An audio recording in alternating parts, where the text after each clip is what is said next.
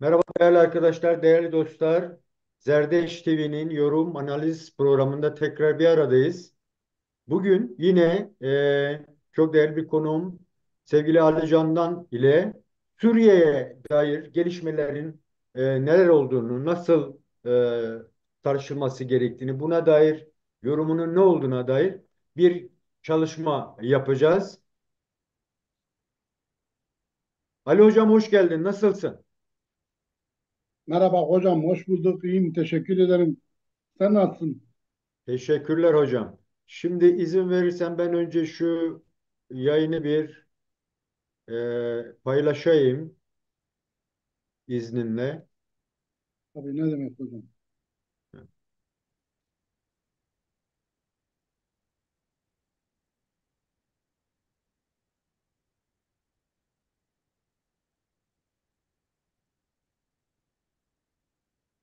Sen de paylaşabilirsin eğer linki görebiliyorsan. Ben paylaşmışım sayfamda zaten hocam.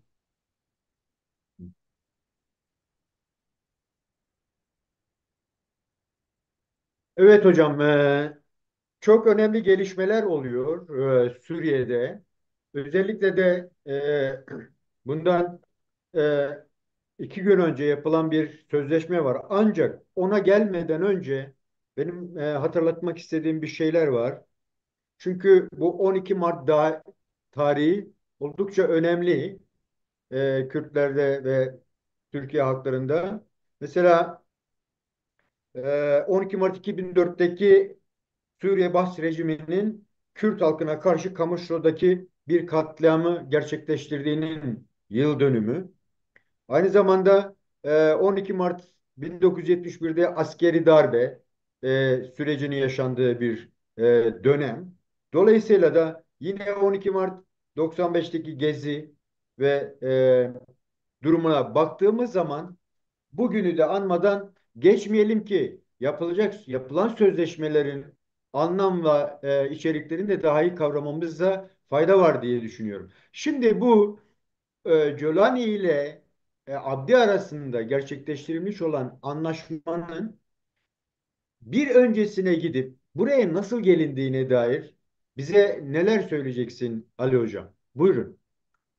Şimdi hocam siz de değindiniz tarihsel arka planlarına. 12 Mart'ın e, gerçekten de tarihsel arka planlarının da önemli olduğunu bilmek gerekiyor. Buna değinmeden geçmek elbette ki doğru değil. Çünkü 61 yıllık Esad ailesinin baba Esad, oğul Esad iktidarına geçen rejimde Suriye Kürtlerine uygulanan mezalimi yani anlatmaya gerek yok. Yani herkes tarafından biliniyor, yani tüm dünya tarafından biliniyor. Nasıl bir e, mezalim altında yaşadığı Rojava'nın, yani kimlikleri bile yoktu. Orada yani kendi ülkelerinde paryaydılar Kürtler, Rojava Kürtleri. Kimliksiz, herhangi bir mülk edinemez, Suriye devletinin vatandaşı bile değildiler yani. Adeta hani dediğim gibi Hindistan'da var ya, toplum dışı kesimler konumundaydılar. Ve işte o 12 Mart'taki sinema, meşhur bilinen katliamında, yani e, yüzlerce, binlerce çocuğu sinemaya götürme adı altında oraya kilitliyorlar ve sinemayı yakıyorlar. Bunun üzerine orada gelişen isyan var yani. Halkın ayaklanması var. 12 Mart'ta büyük bir katliam yaşanıyor yani orada, biliniyor. Yine işte 12 Mart'ın Türkiye için de önemleri. Askeri darbenin, juntanın 12 Mart'ta Albaylar Cuntası'nın gelişmesi, sizin belirttiğiniz, değindiğiniz anlamda söylüyorum. Yine 12 Mart'ta işte Türkiye'de Gezi Parkı eylemleri e, gibi tarihsel arka planları var. Yani bu tarihlerin tercih edilmesinin elbette ki toplumsal hafızaya bir göndermede bulunduğu aşikar yani. Ve bu anlamıyla da önemli. Yine son dönemde işte belirttiğiniz 12 Mart'taki Colani ve e, Mazlum Abdi arasında, General Mazlum Abdi arasında sağlanan anlaşmanın e, bir önceki tarihine baktığımız zaman, yani bu sürece nasıl geldi? Yani bu arka plan, yakın tarihli arka plana baktığımız zaman aslında her şeyin ne kadar e, e, böyle deyim yerindeyse bu anlaşmanın ne kadar daha önceden hazırlandığı görülecek. Hem toplumsal olayların bunu yaratmış olması hem de her iki tarafın da bu çözüme gelmesinin aslında tesadüfi olmadığı ortaya çıkacak yani. Nasıl? Şimdi bildiğimiz gibi yani 8 Aralık'tı. 8 Aralık'ta Esad'ın ülkeyi terk etmesi işte Yeni Suriye dediğimiz eski rejimin yıkılmasıyla birlikte Yeni Suriye'nin e, doğuşuyla birlikte işte Jolani, HTŞ'nin lideri Jolani'nin e, İdlib'den çıkıp ta Şam'a kadar yürümesi, Şam'ı ele geçirmesi ve yeni bir Suriye devriminin ortaya çıkmasıyla birlikte doğması gerçekleşti. Ve bu süreç gerçekten de Suriye'deki e, Halklar Hapishanesi yani Baas rejimi altındaki 65-61 yıllık Halklar Hapishanesi'ndeki e, bir özgürlük havası oluşturdu bu Halklar Hapishanesi'nde. İlk bir iki ayı gerçekten de yani tüm dünyanın beklentisi, ondan sonra Suriye halklarının, bölge halklarının beklentisi işte bu mezalim bitti, bu diktatörlük yıkıldı. Bundan sonra Suriye halklarının özgür bir birlikteliği için gerçekten de bir fırsat doğdu. Büyük bir imkan olanak yaratıldı. Bu fırsatın işte değerlendirileceği yönlü Kürtlerde, Alevilerde, Dürzilerde, Hristiyanlarda çünkü Suriye çok etnisiteli, çok inançlı, dinli ve mezhepli bir ülke. Yani Orta Doğu'nun aslında bir laboratuvarı gibi. Orta Doğu'daki bütün etnik yapı, bütün mezhepsel yapı, bütün dinsel farklılıklar, aidiyetler Suriye'de de var. Yani küçük bir Orta Doğu diyebiliriz Suriye için gerçekten de. Çünkü bakıyorsun Kürtlere bile baktığın zaman Kürtlerin içinde Ezidisi desen Ezidisi var, Müslümanı desen Müslümanı var, Alevisi desen Alevisi var, Sunnisi desen Sunnisi, Hristiyanı desen sadece bu Rojava'daki bölgeyi bahsediyorum yani. Etnik yapı olarak da Rojava'da bile gerçekten çok çeşitlilik var. Yani sadece Kürtler değil, Kürtlerin dışında Araplar da var. Türkmenler de var. Hatta Çeçenler de var. Yani e, dediğim gibi çoklu bir yapı var. Bu etnik farklılık, dinsel farklılık, inançsal farklılıklar için büyük bir gerçekten de kurtuluş diyor Esad'ın yıkılması. Fakat sonraki birkaç ay içinde baktığımız gibi adeta devrim çalınmaya uğraşıldı yani. Çalınmaya kalkıldı. Yani Jolani'nin işte özellikle bölgede de Suriye'ye yönelik iki tane bölge devletinin ilgi alakası, etkisi, daha doğrusu hegemonik girişimleri söz konusuydu. Yani yeni hükümet üzerinde birincisi işte Türkiye'nin ve Suriye yönetimini adeta Türkiye'nin bir şeyi gibi, Türkiye'ye bağlı bir devlet ve onu kendisini yönetmeye kalkması gibi bir durum yaratıldı yani. Ve bu hem bölgede hem dünyada da gerçekten de iki şekilde yaklaşıldı buna. Birincisi tamam eğer Türkiye bu etnik yapıya uygun bir şey sağlanacaksa olumlu değerlendirildi. Herkes açısından yani. Bu Türkiye için de bir fırsattı. Bölge içinde, Suriye içinde bu iyiye yönelik dediğim gibi bu farklılıkların hepsinin kapsayacağı bir yeni rejim, demokratik hukuk temelinde bir rejim oluşturulması anlamında olumluydu. Fakat bunun dışındaki ise tam tersine tepki çekti yani. Tekçi bir yapı. Türkiye'de olduğu gibi. Yani Suriye ayrı bir devlet, Türkiye ayrı bir devlet. Elbette komşu karşılıklı etkilenimler olacak. Etkilenimler doğal. Fakat bunu birebir Türkiye'nin içindeki üniter yapının, tekçi yapının tek devlet, tek millet, tek bayrak, tek inanç, tek din, tek mezhep yani bu şekilde bir yaklaşımın bir deli gömleği şeklinde Suriye'ye giydirilmesi amaçlı yaklaşımlar ve Suriye'nin iç politikasını, Suriye'nin işte e, inançlar politikasını, etnik politikasını, dini politikasını belirlemeye kalkmak, bu şekilde yön vermek tabii ki eski rejimin yıkılmasıyla birlikte daha korkunç yeni bir e, rejim yaratılmasına dönük endişeleri artırdı. Ve sahada da bir yansımaları o şekilde oldu. Yani en son Alevi katliamı. Dikkat edelim, yani anlaşmadan bir hafta önce yaşanan bu vahşet, bu katliam, yani deyim yerindeyse canavarca hislerle insanlık dışı bir şekilde Suriye'deki Alevilere yönelik rejimin ve rejim dışındaki unsurların, özellikle ÖSO, SEMO adlı çetelerin Alevi halkına yönelik gerçekten de korkunç bir yönelimi gerçekleşti. Yani korkunç bir katliam yaşandı. Maalesef yani bu tüm vicdanları yaraladı. Tüm insanlık vicdanını kanattı yani. E, bunun hemen ardından, mesela katliamın ardından ilk açıklamalar yine e, Suriye Demokratik Güçleri tarafından yapıldı. HTŞ lideri Ali hocam Jolani oraya uyarıldı. gelmeden, Ali hocam gelmeden gerçekten de bu Alevi katliamının lanetlenmesi gerekiyor. Çünkü bu sözleşmenin arka planına bakmaya çalışıyoruz.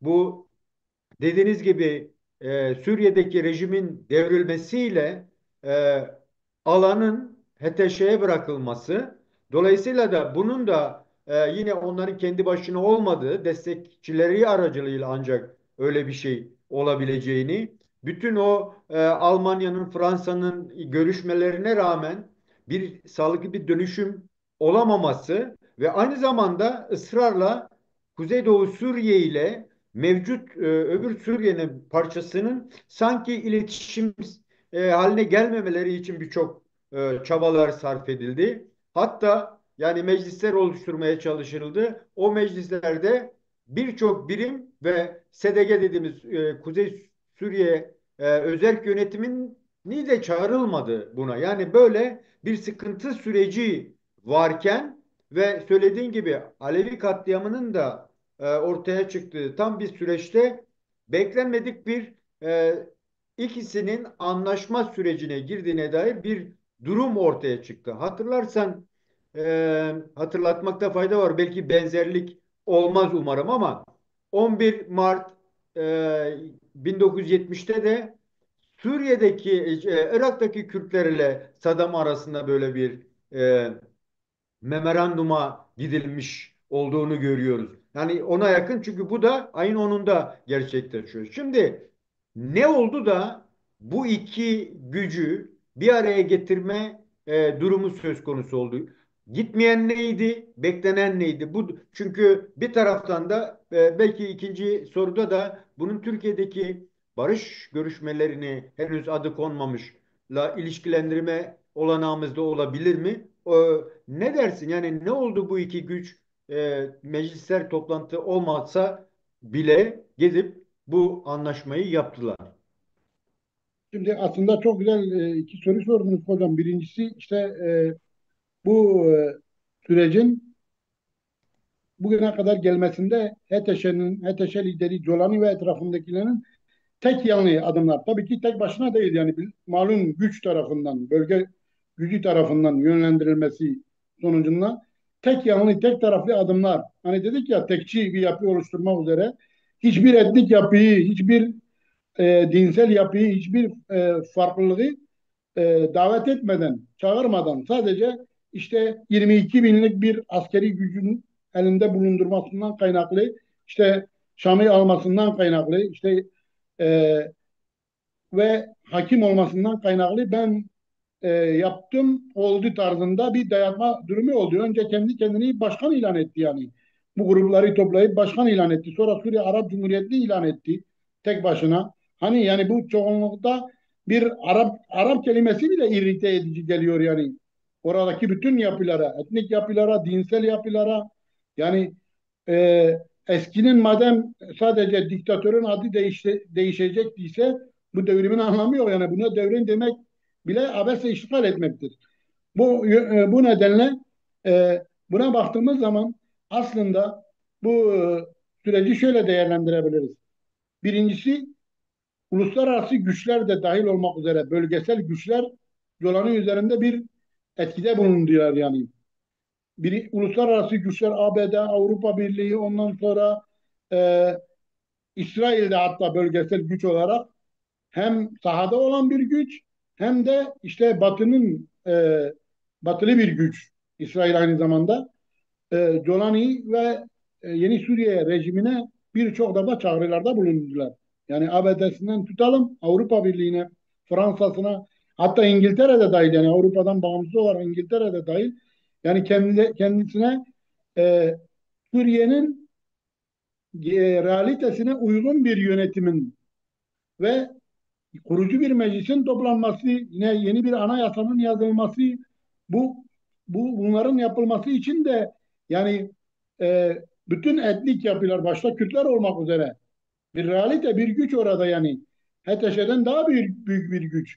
Yine Aleviler, yine Dürziler ve yine Hristiyanlar ve daha onlarca mezhebin, etnik, dinsel azınlıkların eşit bir vatandaş olarak içinde yer alacağı, eşit bir şekilde temsiliyetini bulacağı bir kongrenin toplanmasını istediler kendisine. Ve bu kongrenin kurucu bir meclis seçmesini istediler. Fakat yani dediğim gibi e, Türkiye'nin de Dolani'ye yönelik etkisi vardı. Bilindiği gibi yani Türkiye tamamen e, neyi istiyordu? Tam tersine işte Suriye Arap Cumhuriyeti ve Selefi bu HTŞ dediğimiz Selefi anlayışın eski, yani bunların şeyi de ortada yani.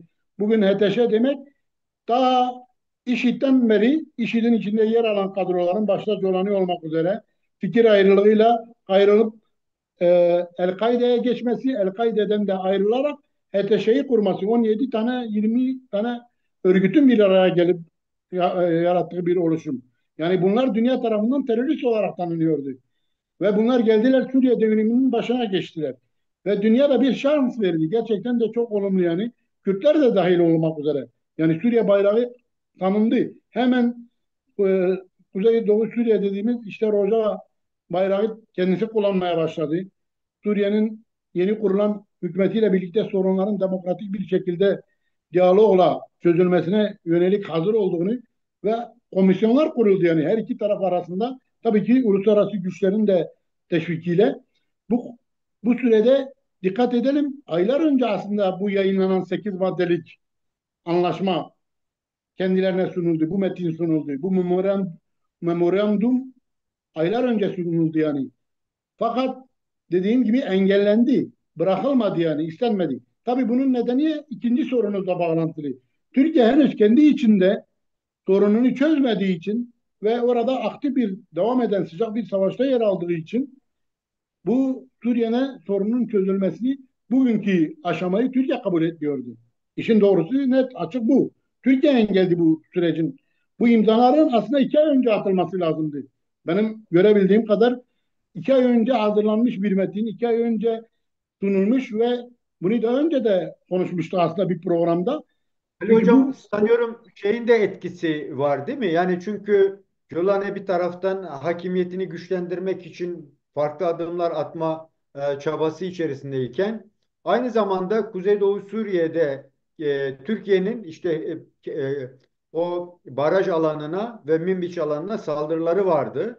Buna rağmen Kuzeydoğu Suriye yönetimi sorumlularından özellikle de İlham Ahmet'in yurt dışındaki konuşmalarında falan olası Suriye'deki çözüme dair federasyon öncelleniyordu hatırlarsanız birçok boyutuyla. Hatta bazı ülkelerin kendilerine yardımcı olmalarını da istiyordu. Fakat bu ayın 10'undaki gelişmeyle beraber bu çözüme yönelik ön metnin ortaya çıkışını nasıl yorumlamamız gerekiyor? Çünkü yani ne oldu da hemen bir araya gelinip bu metni imzalamak zorunda kalır. Bunun hem içsel hem de dışsal faktörleri ne dair bize neler söyleyeceksin Ali Hocam? aslında hocam hem iç hem dış birbirine bağlantılı. Yani ikisi de birbirini e, birlikte etkiledi, birlikte geliştirdi. Dikkat edelim. Ondan önce ne oldu Türkiye'de?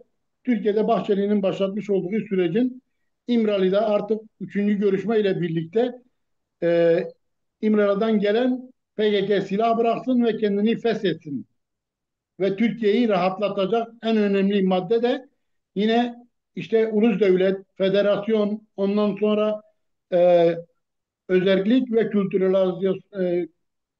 kültürolojinin dahi sosyolojiye, mevcut sosyolojiye uymadığı, Türkiye'den herhangi bir talepten bulunmadan, yani ön şartlı işte bir müzakere sonucu değil. Sen şu adımı at, ben bu adımı atayım. Sen önce yasal altyapıyı hazırla, ben silah bırakma kararı alayım gibi bir yaklaşıma girilmeden PYK'nın miadını doldurduğunu, bu nedenle kongresini toplayıp kendi kendini feshetmesi ve silahlı mücadeleye son vermesi, silahları bırakması şeklinde bilinen 27 Şubat açıklaması oldu.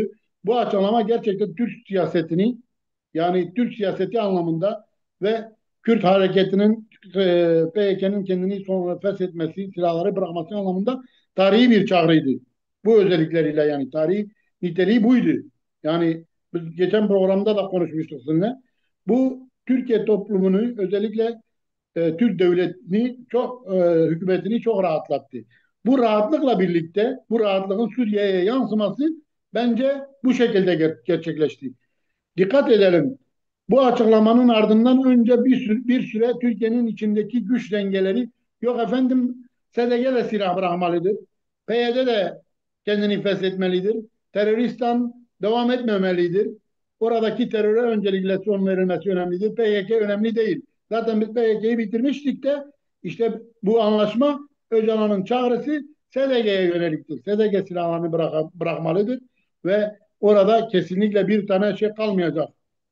Yani tırnak içinde diyorum, terör unsuru kalmayacak şeklinde Ali tartışmalar da Hocam tam bu başladı. noktada yani bu sözleşmenin bunun etkisiyle de olduğunu varsayabilir miyiz?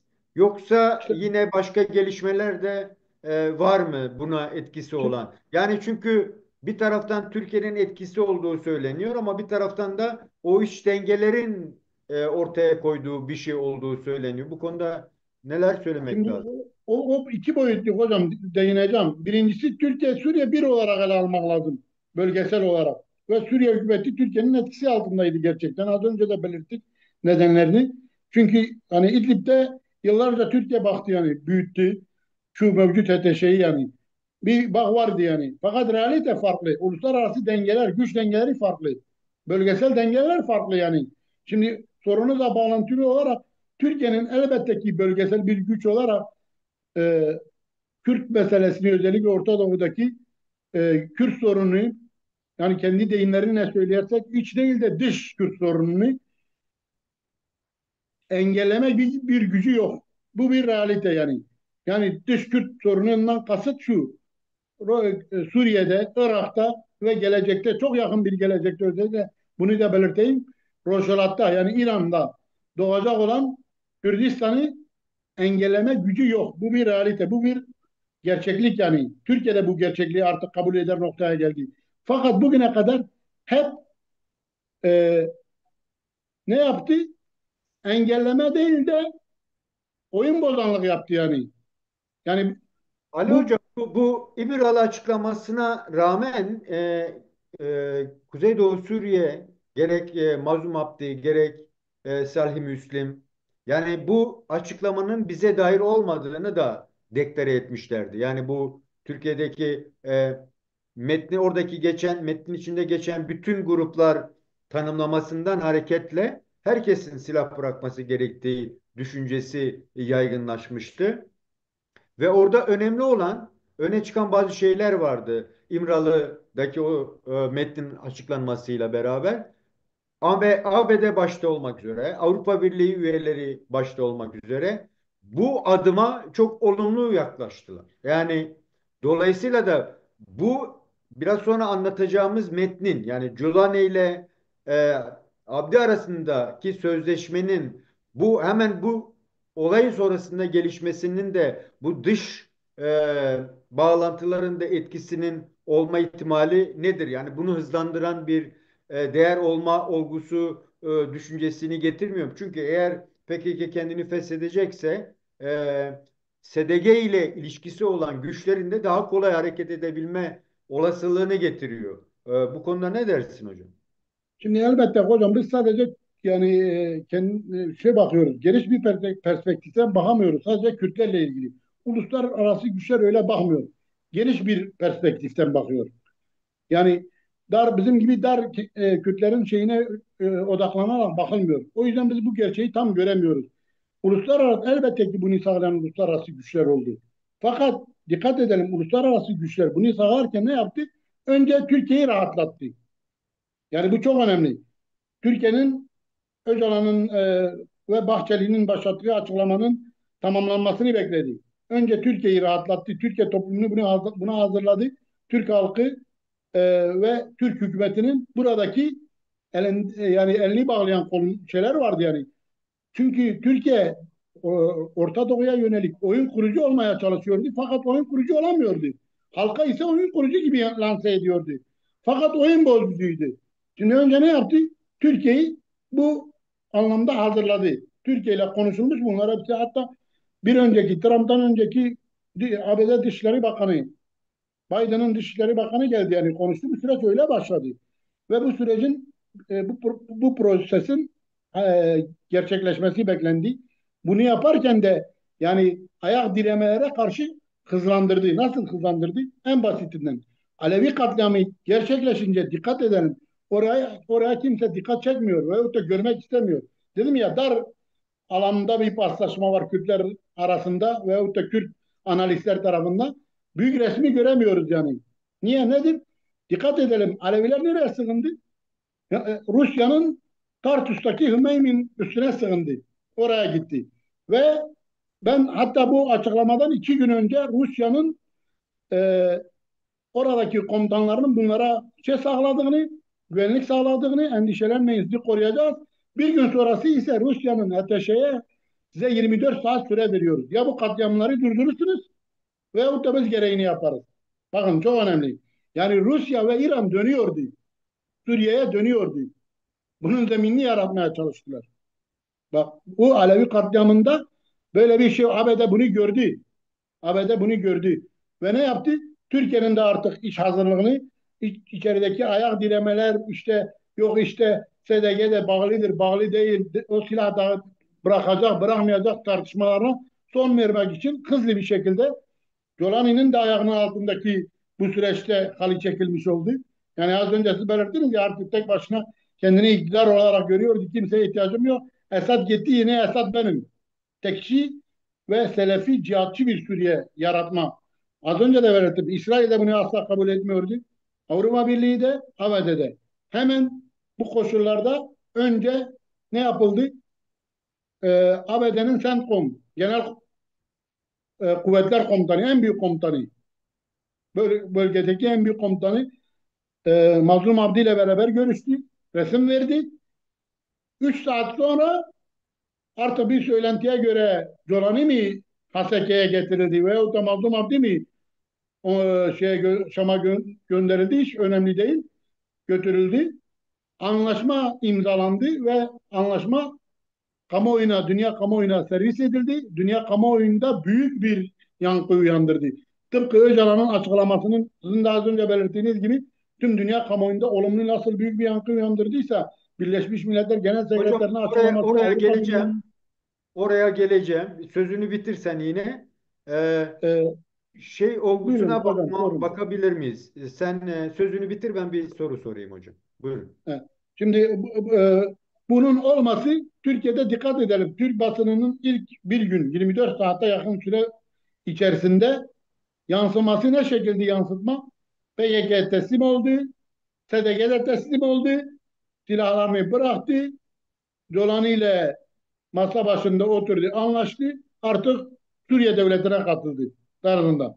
Yorum buydu. İlk etapta Şimdi yorum. o Sonra eleştirilere de geleceğiz de o sırayla evet, gidersek şöyle bir şey yapabilir miyiz? Şimdi nasıl e, hocam? bu metnin oluşturulma sürecine değindik. İşte dış ve iç etkenlere baktık. Şimdi metne baktığımızda e, çünkü İlham Ahmet'in açıklaması çok önemli. Bunun belki aceleye getirilmesinin sebeplerinden birinin de Alevi katliamının daha da derinleşmemesini sağlamak. Yani onu önlemenin de bir adımı olarak da algılandı. Eğer öyle bakacak olursak, metni inceleme olanağınız olduysa, metne bakarken neleri görmemiz gerekiyor? Metin neyi içeriyor? Bu konuda bize neler söyleyeceksin Ali Hocam? Şimdi metin hocam önümde. Ben ona geçmeden önce İlhan Ahmet'in açıklaması ve Alevi kısmına şunu değineyim. Az önce zaten konuşmamda belirtiyordum. Siz şeyi deyince e, kaldı. Mazlum Abdi bir gün öncesi, anlaşmadan bir gün öncesi, hatta 2 gün öncesi uyarıda bulundu Ahmet Elşara'ya. Dedi ki eğer katliamlar devam edilirse ağır sonuçlar yaratır. Yani bu çok açık bir uyarıydı. Yani ve o dönemde Alevi halkı Mazlum Abdi'ye çağrılar yapıyordu. Bizi koru tarzında. Bizi SDG gelsin bizi korusun. Çünkü gerçekten de dediğim gibi insanlık vicdanını kanatan, her insanın gerçekten de seyretmeye yüreğinin dayanmadığı görüntülerdi yani. Sivil, silahsız insanların bu şekilde hatta videolar dolaşıyordu. Bir eğitimli öğretmen bir Alevi bayanın işte biz Esad döneminde de kimseye destek vermedik. Bize yapılan katliamları biz e, onaylamadık. Ve biz okumuş, eğitimli, meslek sahibi, tüccar, öğretmen, doktor bu böyle insanların bizim e, herhangi silahlı bir kuvvetle bir alakamız yok. Yani O gelip bizi nedenle bu katletmeye. barış bu metnin ortaya çıkarılması süreci bu nedenle eleştiri de aldı. Yani orada Alevi katliamı devam ederken böyle bir sözleşmenin farklı bir eleştirel bakış da yaygınlaştırmaya çalıştılar. İşte Kürtlerle HTŞ'nin ortaklaşa metnin imzalaması. O nedenle önemli gerçekten de bu girişi. Şimdi elbette eleştiriler var fakat hocam az önce de belirttim. Dikkat edelim. Şimdi bu metin katliamı durdurdu mu durdurmadı mı? Bir, bu metin hemen durdurdu. Çok önemli bunu görmek lazım.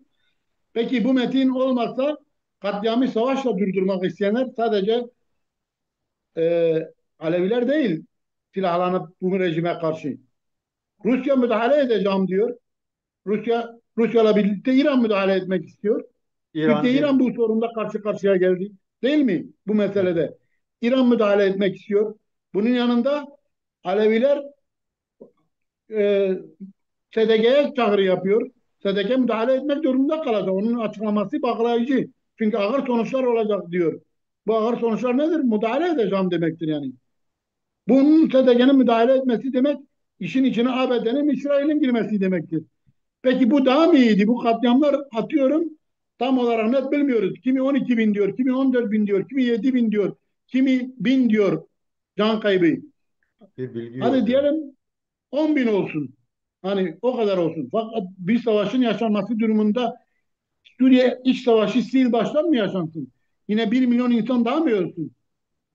Yani bence katliama en büyük engel bu metindir. Ben böyle okuyorum yani. Bunu böyle Evet. görmek lazım. Duygusal yaklaşmamak lazım. Biz katledilirken siz bu barış anlaşmasını SDG'nin imzalaması, Mazlum Abdi'nin imza atması katliamın bitmesi anlamındadır. Bunu böyle okumak lazım. Bütün içeriğinden bağımsız. En önemlisi bir. Zaten bu şartla imza atılmış. Dikkat edelim açıklandı. Denildi ki bu şartla imzayı atıyoruz. Katliamı derhal durdurun demiş. Mazlum Abdi Ahmet Elşara'ya demiş. Bu Evet, çok önemli önemli. bir. Yani çok önemli. Bu katliam durulursa ve artı sadece durmak değil. Mevcut Suriye yönetimi katliam yapanları yargılamalıdır. Bakın bu çok önemli. Araştırılacak, yargılanacak. Dün müydü? Sosyal medyada gördüm. Birkaç tane e, bu başıbozuk ordusundan yakalamışlar. Çıkarmışlar.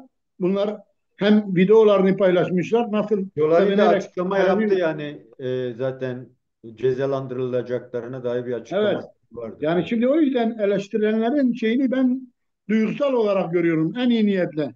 En hafif deyimle duygusal. Şimdi Çünkü bu dikkat böyle edelim. bunları Kürsel dile maddelere getirmemin geçelim. sebebi bunu dile getirmemin sebebi aynı zamanda Kürtler kendi hak ve isteklerini ortaya koymadan aslında gitmesi gereken Culane'yi de kurtardılar gibi bir eleştirel yaklaşım da var. Dolayısıyla yani metne bakarken Bunun bunun ihtimali var mı gerçekten, yoksa gerçekten de yeniden bir Suriye iç savaşının önlenebilmesi ve halkların kendi bulundukları alanlarda özgürce yaşayabilmesinin tartışılabileceği bir zemin yaratma metni olarak algılamamız mümkün mü?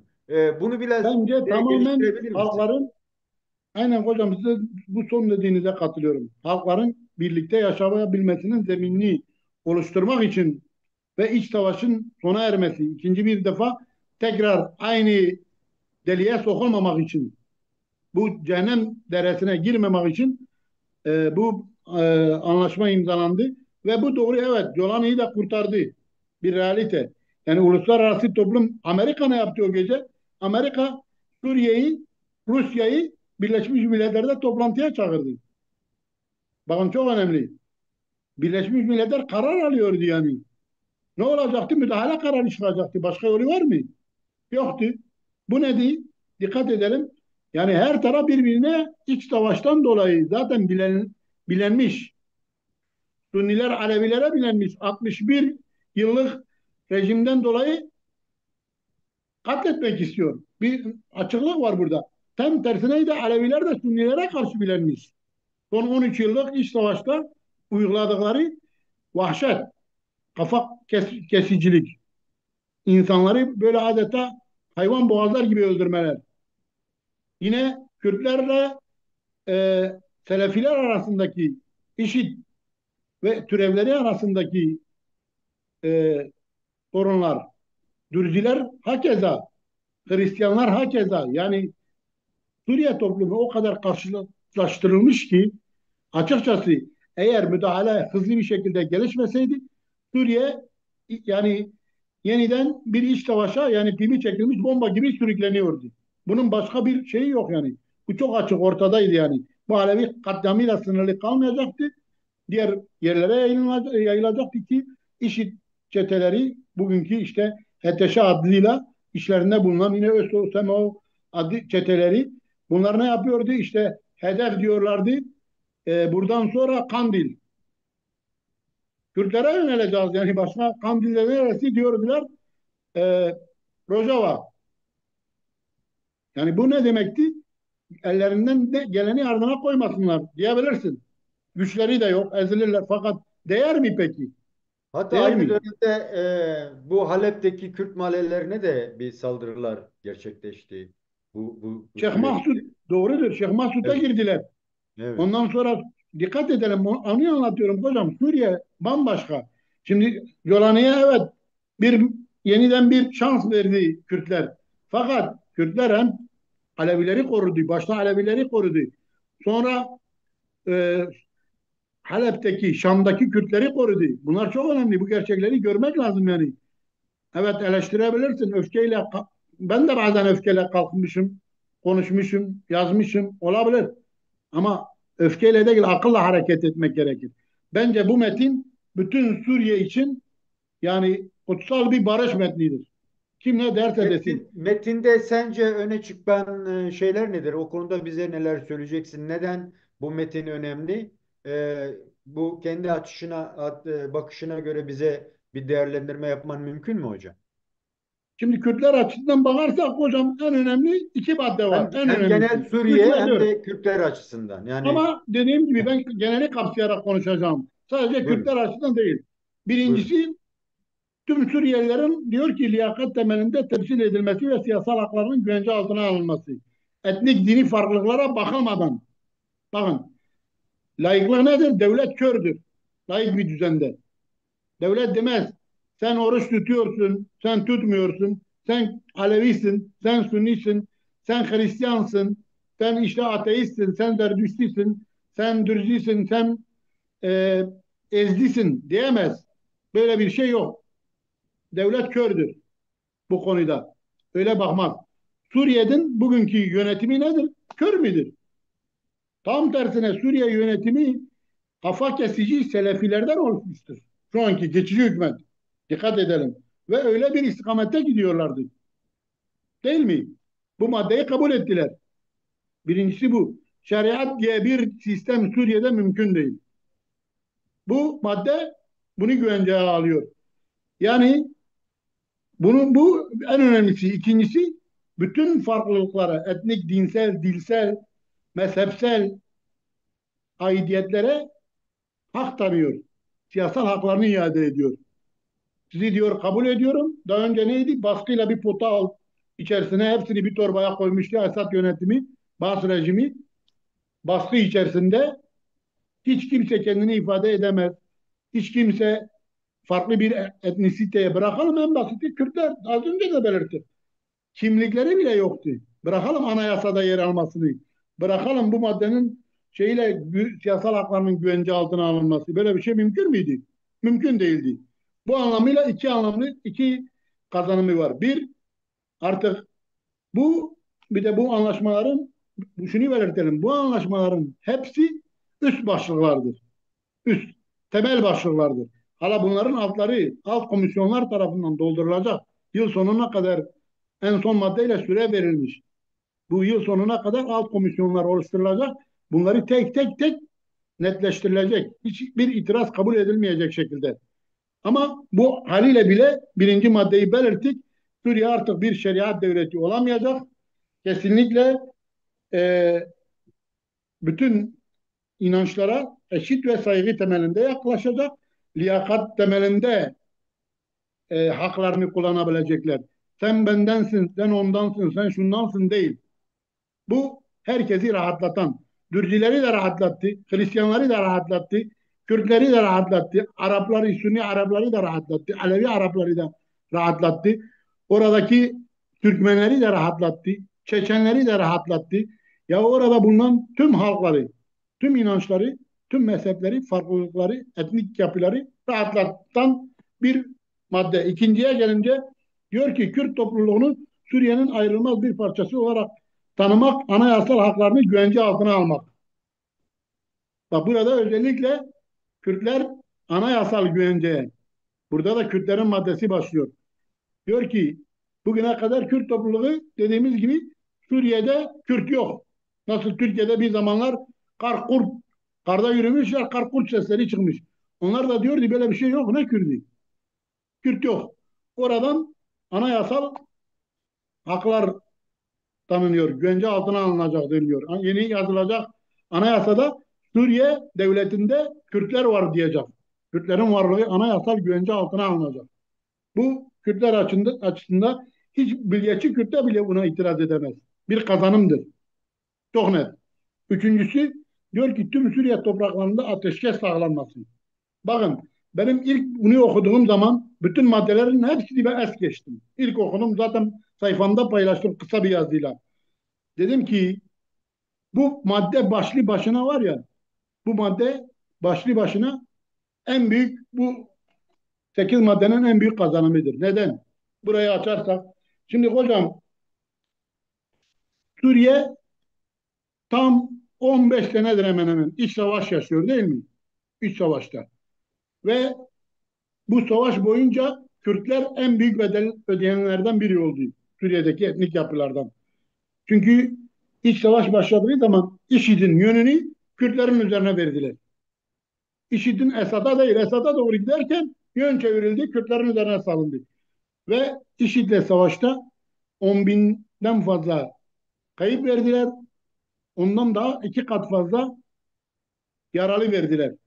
Kentleri tahrip edildi, yerle bir edildi. Köyleri, şehirleri, kasabaları yerle bir edildi. Ve bu yetmedi. Suriye Milli Ordusu, Özgür Suriye Ordusu, Türkiye'nin üzerine saldırıları tuz biber ekti. O günden bugüne evet Kürtler haklar elde etti. Fakat Kürtler savaşsız tek bir gün görmedi. Bütün Suriye'yi geçiyorum. Sadece Kürtler üzerinden değerlendirelim. Bu üçüncü maddede bakın ateşkes neyi sağlayacak? Ateşkes her şeyden önemlisi güvenlik sağlayacak. Sen bir toplumun güvenliğini sağlamazsan, güvenliği, özgürlüğün ne anlamı var? Özgürlük tek başına yeterli mi? Mümkün değil. Özgürüm ama tak kurşun geliyor beni öldürüyor. Özgürüm ama tak bomba geliyor beni öldürüyor. Bu olur mu? Olmaz. Bu sende ne yaratır? Korku psikolojisi yaratır. Bugün federasyon niye Ahmet İlhan dedi ki federasyonu herkeste Kürtlerde büyük bir sevinç oluşturdu. O güvenliği sağlayacak sevinciydi. Ama onu bile bu korkuya bugüne kadar korkudan ağzına bile alamıyordular. Mevcut korkunun kaynağı belli. Belli. Ha ne oldu? En büyük kazanım artık kimse Rojava'ya girip bombalayamayacak. Rojava'nın şehirlerini, kentlerini, kasabalarını, Tişrin Barajı'ndaki savaş son bulacak. Ondan sonra Münbiş'teki savaş son bulacak. Yani bu başlı başına bir nimet. Sadece Kürtler için değil. Bütün Suriye için. Suriye'de artık SMO, ÖSO, ondan sonra Alevi katliamı, Dürzilerin korkudan bugün mesela Dürzi Yeteşe Savaşı. Tüm bunlar sona erecek. Ateşkes. Herkes silahları bırakacak. Tıpkı Saddam'ın kaçtığı gün gibi. Ali Bir Hocam, sakinlik bu vardı. konuda, bu konuda size katılıyorum. Bu çok önemli bir madde. Suriye genelinde düşündüğümüz. Bir de mesela tüm Suriyeli beşinci madde, tüm Suriyeli mültecilerin kendi şehirlerine geri dönmesi. Bir de yedinci madde çok önemli. Suriye için söylüyorum. Bölünme, intikam, kin ve toplum için kargaşa çıkarmaya yönelik tüm çağrıların reddedilmesi. Dolayısıyla da bu metne şunu görüyoruz. Yani bu ön bir e, bazı şeyleri tartışmanın bir ön metni. Yani sanki bu Sayın Öcalan'ın İmralı'da imzaladığı metin benzeri bir durum ki sekizinci maddede bu komisyonlar yoluyla bunların yani yıl sonuna kadar bu sürecin tamamlanması isteniyor. Bu çok önemli. Kürtler açısından baktığımızda bütün bu noktada şu anki metnine göre Kürtler için öne çıkan durum birincisini anlattınız. Yani işte şeyleri yok, e, nüfusları yoktu, nüfus alma konumunu aldılar. Onun dışında önemsediğin bir durum var mı bu metne özel Var olarak? hocam dördüncü madde. Hemen söyleyeyim dördüncü madde. Diyor Buyurun. ki Rojava'nın tüm sivil askeri kurumlarının sınır kapıları, havaalanları, petrol gaz sahaları dahil olmak üzere devlet korumalarına, kurumlarına entegrasyonu. Bakın burada mevcut Rojava'nın etmiş olduğu tüm kazanımlar korunuyor. Bu en önemli maddelerden biridir zaten. Az önce de belirttim ya Kürtler için işte hatta 2, 3 ve 4 bu üç madde çok çok önemli. Yani Birbirinden bu önemli. ilk metne girmesinin önemi oradan mı kaynaklanıyor? Çünkü yani sanki bu metni ne konmasaydı ve eğer komisyonlar yıl sonuna kadar taşıyacak değiller idiyse belki bu konuda farklı çıkışlar da ortaya bilinir. Ama bu ilk metne koymaları sanki çok önemli bir değerlendirmelere tabi tutulacağını da bir ön koşulu gibi geldi bana. Ne dersin hocam? Evet, şimdi bunun nedeni şu hocam. Az önce belirttik ya Türkiye'de durum farklı. Ama burası Suriye, Türkiye değil. Orta Doğu Devleti. Bakın dikkat edelim. Bu üç madde neyi çağrıştırıyor? Bana direkt zaten okur okumaz ben aklıma ne geldi? Siz de az önce belirttiniz yani 1970'te e, 11 11 Mart mıydı? 11 Mart. Evet. 1970, evet 1970'te 11 Mart'ta Mele Mustafa Barzani ile Saddam Hüseyin arasında yapılan anlaşma vardı. Özellik anlaşması. Dikkat edin. Bir o. Evet. İkincisi 2003 yılında tarih olarak o da yine Mart ayıdır. 18 Mart'tır yanlış değilsem aklımda yanlış kalmamışsa. Amerika'nın Suriye'ye kendi diplomatı olan Paul Bremer adında bir diplomatı geçici koalisyon hükümeti başkanı olarak ataması ve bu geçici koalisyon hükümetinin yeni Irak Anayasası'nı yazması, Irak Federal Devleti'ni kurmasını sürecini getirdi. Birebir aynı. Bugün bunların içeriğine tek tek girirsen bak dördüncü maddede ben bizzat mesela Irak'a gitmiş oraya hem uçakla gitmişim hem arabamla gitmişim. Her iki taraftan da biliyorum. Oradaki sistem aynı. Dikkat edin. Bu aslında Güney buraya varlığıyla büyük katkı da sağladı bu maddelerin oluşturulmasına. Tabii ki bu maddeleri oluşturan biliyoruz. Onu söylemeye gerek yok. Amerika, Şimdi Ali İngiltere. Hocam oraya geleceğim zaten. Evet. Son iki soruyla bağlayalım bu meseleyi. Ben bunu bir bitireyim. Birincisi Hocam bu bu. Rojava'nın dördüncü maddesi çok önemli. Bu Tamam. çünkü niye? He? Bu dördüncü madde çok önemli hocam. Ona bir müsaadenizle bitireyim. Buyurun. He. Rojava'nın diyor ki tüm sivil askeri kurumlarının, bakın bu hepsini tek tek ele almak gerekir. Müsaadeniz varsa. Burada Buyurun. SDG silah milah bırakmıyor. Yapısını koruyor. Artık dördüncü bir dört tümenli ikinci ordu olarak Suriye ordusuna katılıyor. Bakın bu çok önemli. Bir, aynı zamanda ne yapıyor? Kendi bölgesinde kalıyor. Fakat mesela Aleviler çağrı yapıyor. Diyor SDG gelsin bizim bölgemizi korusun. Gönderebilir bir üstümenliği. Sıkıntı yok. Dürziler çağırıyor. Gönderebilir. Sıkıntı yok. Ama asıl gücü kendi topraklarında kalıyor. Hani deniliyor ya SDG'yi kapsıyor kapsamıyor tartışma. Bu tartışma dışı. Bu şeyden çıkıyor bu maddeyle birlikte. SDG aynı zamanda ABD'le şeyini devam ettiriyor. IŞİD'e karşı savaşını. Bakın teröre karşı savaş devam ediyor. Anlaşmalar devam ediyor. Şeyi bırakmıyor. Geliyor diyor ki maddenin içinde sınır kapıları, havaalanları, petrol gaz sahaları dahil olmak üzere devlet kurumlarına entegrasyonu. Şimdi sınır kapılarının ikisi hariç diğerlerini et, Suriye devletiyle ortak şey yapacak. Sınır kapılarına bakılacak. Evet. Biri isimleri şu an aklıma gelmiyor. Not alamadım. İki sınır kapısı belirtiliyordu. Onlar yine SDG'nin denetiminde kalacaklar. Petrolle ilgili tabii ki Suriye'nin petrolüdür. Bütün halkların ortak petrolüdür. Suriye devletine de verecek pay. Fakat yurt dışına kendi sattığı tıpkı Güney Kürdistan'daki gibi Güney kendi Kürdistan'daki. sattığı petrolden pay vermeyecek. Bakın nasıl bugün güneyde mesela 26 tane kuyu. 13 tanesi Bardani ailesine ait. 13 tanesi Talabani ailesine ait değil mi? Aralarında paylaşılmış. Burada da şu an uluslararası anlaşmalarla e, SDG'nin petrol sattığı Amerikan şirketi var. Bunu kimse talep bile edemez. Almışlar zaten.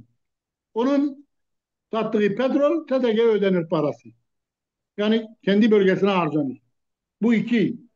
Gelelim diyor ki sivil, tüm sivil. Ya Eğitim Bakanlığı, ondan sonra Tarım Bakanlığı, ondan sonra Sağlık Bakanlığı. Aklınıza ne kadar bakanlık gelirse şu anki Rojava yönetimindeki tüm eğitim, sağlık, gıda, tarım, tüm şeylerin Suriye devleti içerisinde olduğu gibi entegre edilmesi. Bu aklınıza ne getirir? Ben mesela soruyu soruyorum. Alt maddelerde bu ne olarak yer alacak? Düşünelim, değil mi? Düşünelim. Yani bu saatten sonra Suriye'yi artık Suriye Arap Cumhuriyeti, merkezi cumhuriyet ve birilerinin istediği ve dayattığı gibi merkezi bir devlet olarak düşünmek bu metne aykırıdır. Bu metnin ruhuna. Bu bir uluslararası metindir. Uluslararası metindir yani. Cümleleri tek tek insan hepsini üzerinden geçebiliriz. Uluslararası hukuki bir metindir bu. Yeni bir yapılanmayı anlatıyor. Bunu ademi merkeziyetçiliğe sığdırabilmez misiniz? Evet sığdırabilirsiniz ama ademi merkeziyetçiliği bile bunu karşılamaz ademi merkeziyetçilik. Özellik deseniz birçok yönüyle özelliği bile bunu karşılayamaz. Bilmem anlatabildim mi? Bu Çok alt teşekkür ederim maddelerle Ali bunun adı Hocam. Buyurun. bunun adı alt maddeler tamamlandıktan sonra kurulacak. O yüzden spekülasyon yapmaya gerek yoktur. Bu metin gerçekten de sadece Kürtler açısından demiyorum. Ben Kürtler gözüyle de bakmıyorum. Şu an mesela Dürzilerin şey talebi var değil mi? Federasyon talebi var. Şimdi Ali Özel, Hocam, en Ali az Hocam özellik diyor. metne bağlı kalalım. Son iki sorum. Bunlardan birincisi bu toprak bütünlüğü yani Suriye'nin bütünlüğü tanımlanıyor. E, Yani ülke güvenliği ile toprak bütünlüğü tehdit eden her türlü tehlikeye karşı destek verilmesi. Bu Türkiye'nin şu ana kadar özellikle Kuzeydoğu Suriye'ye karşı tutumunda bir değişiklik yaratır mı? Bir engel yaratır mı? Bu konuda ne diyeceksin? Bir. İkinci soru da buna ön ayak olan ülkelerin beklentilerini nasıl açıklayabiliriz? Bu konuda neler söyleyeceksin hocam? Yani Şimdi ara bulucu hocam kimler bunu oldu? iki yönlü Nasıl ele oldu? almak lazım. İki taraflı. Bir, Buyurun. siz de belirttiniz. Diyor ki madde çok açık. Esad yanlıları dahi Suriye'nin güvenliği ve birliğine yönelik tehditlerle mücadeleye destek ve Esad yanlılarının adını zikretmiş. Bunu büyük ihtimalle mevcut Suriye yönetimi istiyor. Haklıdır da. Buna destek veriyor DSG. İmza atıyor. Aynı zamanda diyor ki güvenliği ve birliğine yönelik tehditlerle dahil bu dahil bununla birlikte güvenlik. İkinci tehdit kim? ÖSOS'üdür, SMO'sudur değil mi? Ve bunların arkasında duran maalesef ama dünden itibaren artık bu tehditler de kabul ediyor. Artık çekilecek yani. Bu çok açık. Türkiye'nin artık bir daha e, Türkiye'nin dün yaptığı açıklamayı da bu konuda belirtelim. Çok ben olumlu görüyorum. Sayın Cumhurbaşkanı'nın dün iftarda yaptığı açıklama gerçekten herkesi rahatlattı. Hem uluslararası toplumu rahatlattı, hem Kürtleri rahatlattı, hem Suriye'yi rahatlattı, hem Türk halkını rahatlattı. Niye? Dedi ki bu maddelerin hepsine eksiksiz uyulsun. Dedi ki Kürtler, Türkler, Araplar, Farslar biz birbirimize mecburuz. Ben bu konuşmayı çok olumlu buldum, çok değerli buldum, çok anlamlı buldum ve bunun gerçekten de Türkiye için bile büyük çıkış kapısı, yeni bir sürecin başlangıcı olduğuna inanıyorum. Geçen programda belirtmiştik ya, işte Sayın Cumhurbaşkanı toplumu rahatlatacak bir konuşma yaparsa süreçle ilgili, bu aslında sürece yönelik de bir mesajdır. Çok değerlidir. Gördüğüm son Onu, günlerde onu devlet soracağım. Bu, tarafından bu İmralı'nın çıkışına ve bu duruma iç barışa yani Türkiye'nin iç barışına da katkı sunabilecek bir adım olarak. Çünkü yani sanki ilk başlangıçta söyledin ya yani iç barışı SDG'nin üzerine yıkarak çözme sonucuna gittiler. Bu aynı zamanda gerçekten de içeriden bazı adımların atmasını kolaylaştıracak mı Türkiye'de? elbette kolaylaştıracak hocam. Şimdi Türkiye başta da söyledim. Suriye ayrı, Türkiye ayrı. Suriye farklı bir devlet. Türkiye'nin komşusu ve gerçekten de dostu olması gereken bir devlet. Böyle bir devlettir de. Suriye'den Türkiye'ye yönelik bu saatten sonra en ufak bir tehdit gelmez. Bunu hiç kimse çıkıp iddia edemez de. Diyemez. Türkiye'ye yönelik ve bugün bir realite bazı televizyonlarda bakıyorsun ulusal kanallarda ulusalcılar, sahte kemalistler ve bunlar hem Türk hükümetinin karşıtıdırlar, Türk hükümetinin yeminli karşıtlarıdırlar, hem Kürtlerin yeminli karşıtlarıdırlar. Bunlar süreci e, bulandırarak bulanık suda balık avlamak isteyenlerdirler. Bunlara dikkat edilmesi gerekir. Çok tehlikeli çağrılar yapıyorlar. Efendim yok işte hala o köpürtülen teröristan yok işte Colani ile oturan eşit şekilde nasıl masada oturur? Colani bir devlet başkanı bu adam bir terörist diye süreci dediğim gibi bulandırmak isteyenler var. Bunlara çok dikkat etmek lazım. Bunların da gerekirse bir şekilde artık susturulması lazım. Sayın Cumhurbaşkanı'nın açıklaması çok doğru. Kürtlerin, Türklerin, Arapların hepsinin birbirine ihtiyacı var. Suriye'de bu fitne ateşinin sönmesi, Suriye'de barışın sağlanması, sükunetin sağlanması en başta Türkiye'ye dokunacak faydası. En başta Türkiye. Türkiye içerisinde bugün sağlanan anlaşmanın kemale ermesi, PYD'nin silahlarını bırakması, kendini feshetmesi, 40 yıllık, 50 yıllık bu savaşın bitmesi bir temel kazanç. İkincisi, Suriye İç Savaşı'ndan kaynaklı Türkiye'nin içindeki çok ağır göç, bu göçün yaratmış olduğu sosyal sorunlar, toplumsal sorunlar.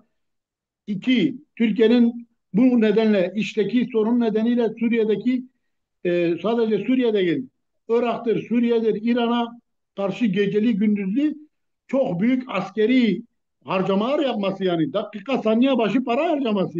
Türkiye bunlardan kurtulacak. Bu paralar nereye akacak? Ekonomiye akacak. Ne olacak? Hani diyor ya alın verin ekonomiye can verin. Bunlar ekonomiye can verecek. Ekonomi ayağa kalkacak yani. Çökmüş bir ekonomi var.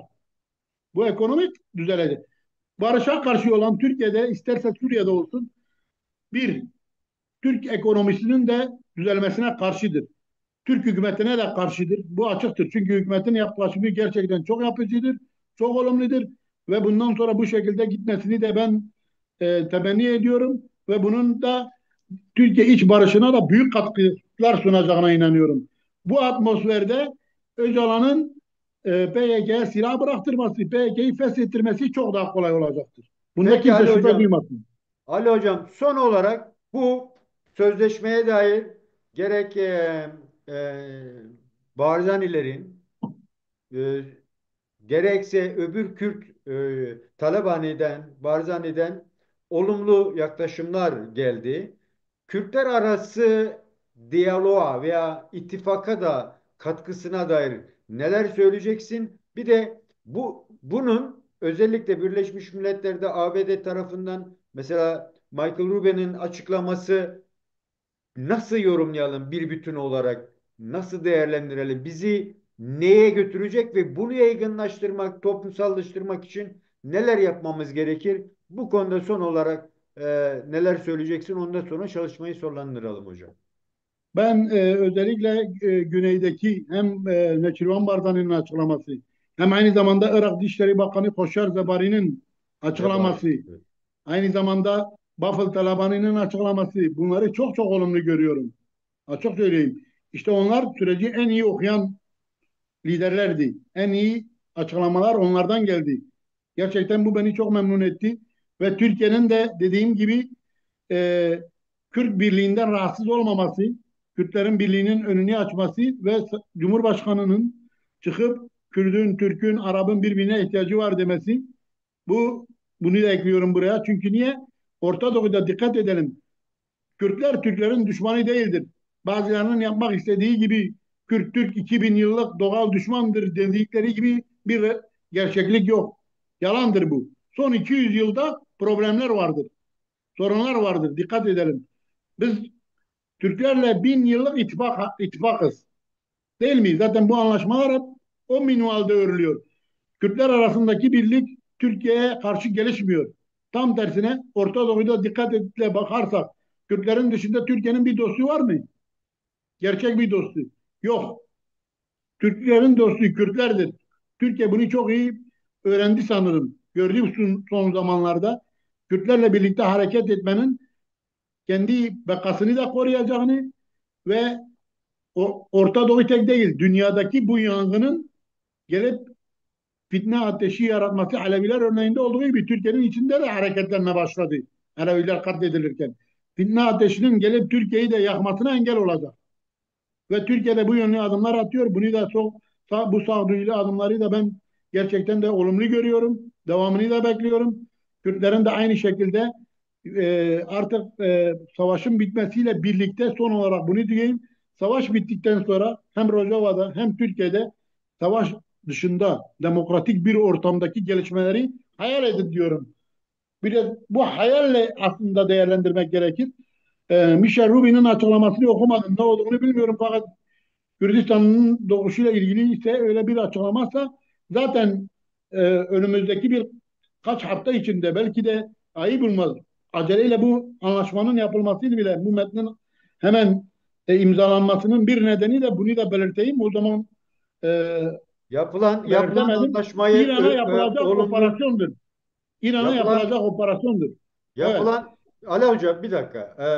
Yapılan anlaşmayı doğru buluyoruz ve denetleyeceğiz. Yani gözümüz üzerinizde gibi bir anlam çıkıyor konuşmasında. Ali Hocam son olarak söyleyeceğim bir şey varsa ondan sonra çalışmayı kapatalım. Hocam son olarak söyleyeceğim önümüzdeki süreçte İran dosyası bütün dünyanın gündemine ki bugün bunun işaretini e, İtalyan İtalyan bürokratlar verdi. ABD ve Suriye'nin İran'ı vuracağını, Hamaney'in de bunu bildiğini diyor. Onlara Trump'un o nedenle gönderdiği mektupta kesinlikle güveni olmadığını, o da ulusal milliyetçiliği öne çıkararak ulusalcılıkla İran ulusal şeyine güvenerek direnişte bulunacak. Fakat dediğim gibi İran'a yönelmesi bölgede bambaşka dengeler yaratacak. Önümüzdeki haftaların, ayların tartışma konusu bu olacak.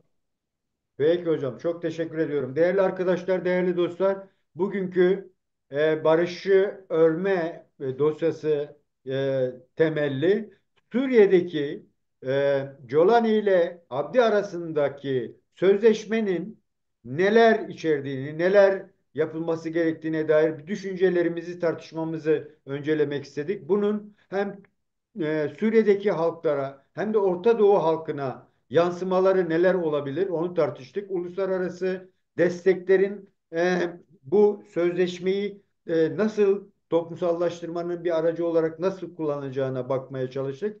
Değerli konuğum sevgili Ali Candan'a çok teşekkür ediyorum. Hocam çok teşekkürler. Görüşmek üzere. Hoşça kal diyorum. Ben teşekkür ederim. Görüşmek üzere. Hoşça kal hocam.